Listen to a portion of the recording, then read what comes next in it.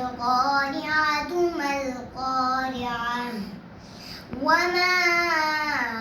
أدراك ما القارعة يوم يكون الناس كالفراش المبثوث وتكون الجبال كالعهن المنفوش فأما من ثقلت موازينه فهو في عيشة راضية وأما من خفت موازينه فأمه هاوية وما أدراك ما هي